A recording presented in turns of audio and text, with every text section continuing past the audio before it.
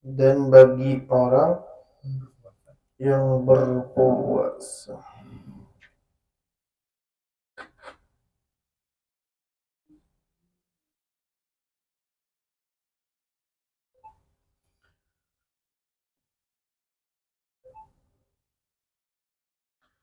Udah, yang ketiga itu dong tuh. Dan bagi orang yang berpuasa. Kenapa dimasukkan kalimat ini? Karena diikutkan termasuk rukun seperti ade ba'i, kan ada rukun-rukun puasa tuh ada ba'i itu penjual, ada mushtari itu pembeli. Nah, itu dimasukkan sama ulama.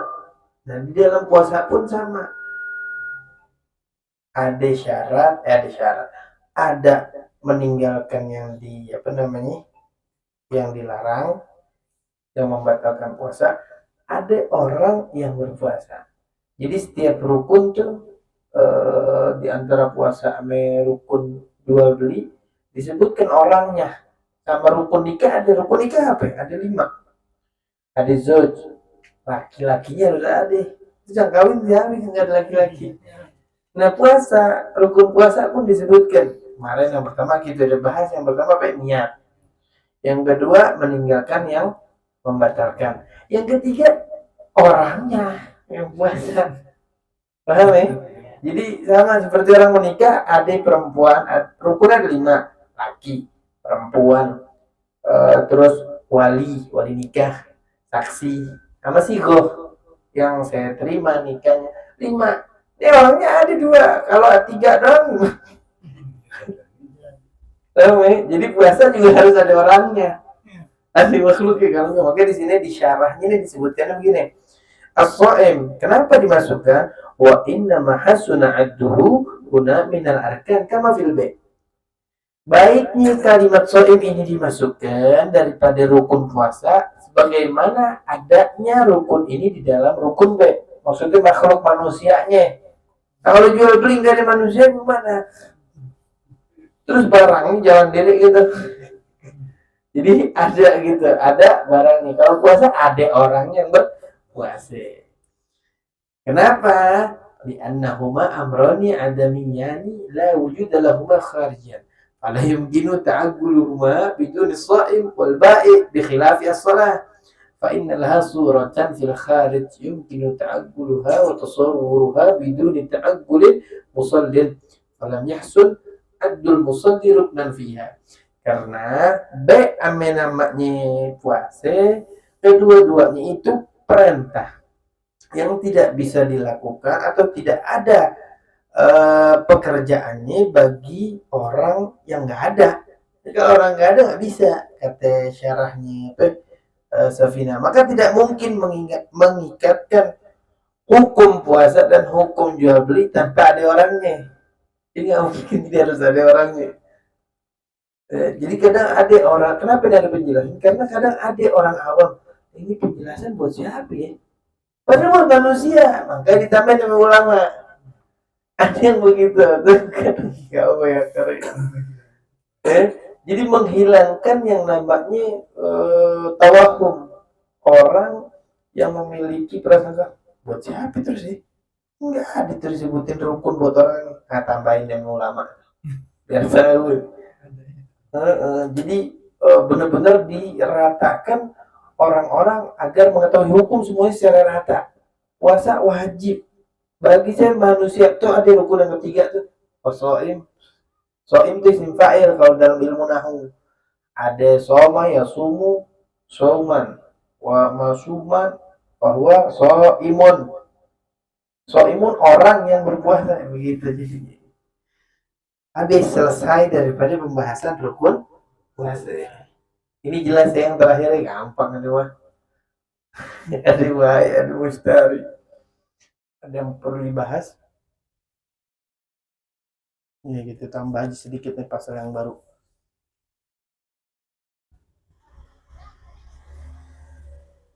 Faslun wa yajibu ma'al qada'i lis-shaumi al-kaffaratul uzma, dan wajib mengqadha puasa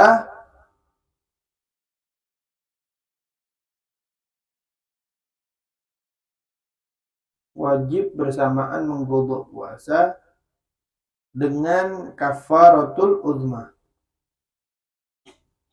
dan wajib bersamaan qadha puasa dengan kafaratul uzma.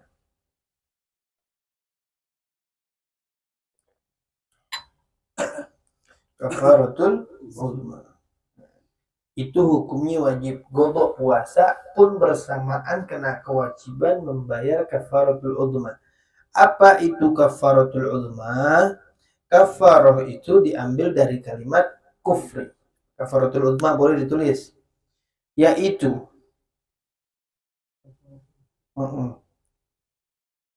membebaskan budak perempuan yang mukminah.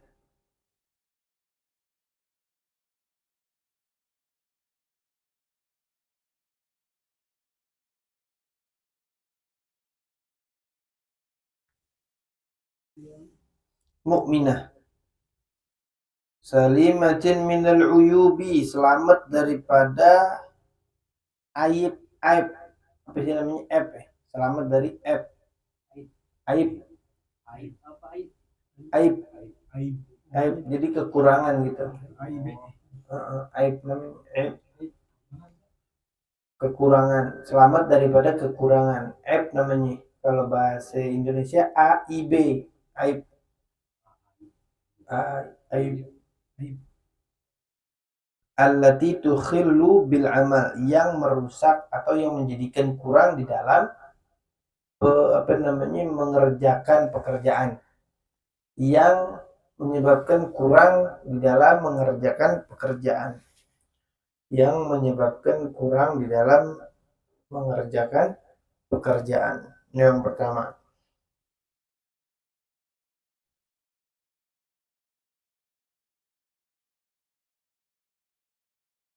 Jadi ada 3 urutan.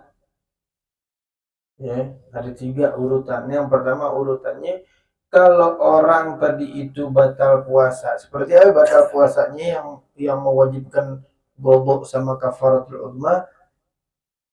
Tadi membebaskan budak perempuan yang beriman, yang dia tadi itu selamat daripada kecacatan atau tadi yang merusak di dalam mengerjakan pekerjaan. Jadi budak tuh kan beramal, dia itu bekerja untuk siapa? Tuannya. Budakku, tolong dibajak sawah. Wajib tuh harus mundur.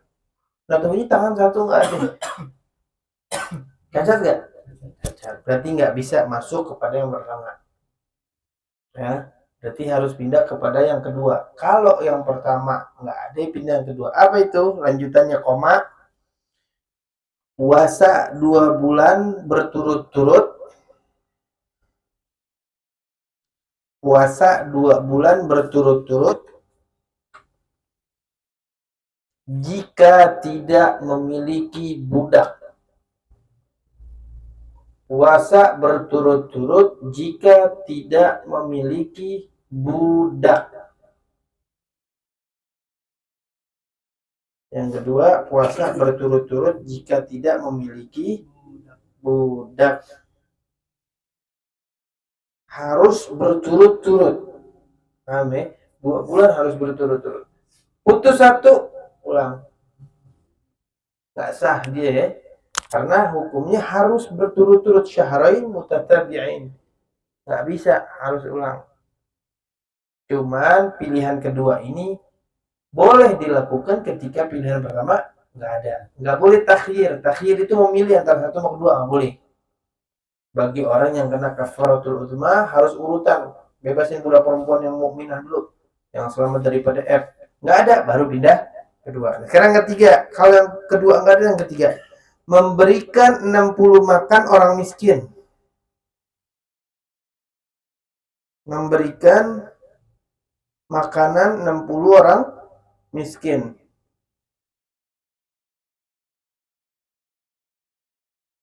Kasih buka kurung tutup kurung makanan pokok. Makanan pokok 1 mud. kasih buka kurung tutup kurung makanan pokok 1 mud. Tahu 1 mud kan ukurannya, berukuran di bahan di zakat tuh. Di bab puasa 1 mud tadi gini aja, jangan 1 mud dan 1 liter. Nah, jadi gampangin ya, 1 mud itu 7,5 ons. Mendingan lempengin gitu, jadiin 1 liter.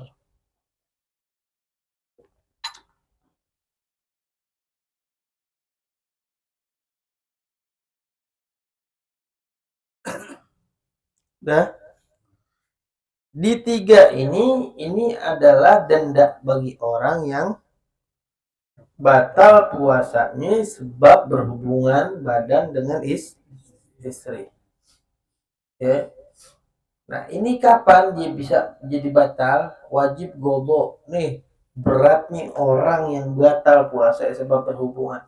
Jadi dia kena yang pertama puasanya kan nggak sah, tapi kena kewajiban imsak. Tetap walaupun udah batal dia nggak boleh makan minum.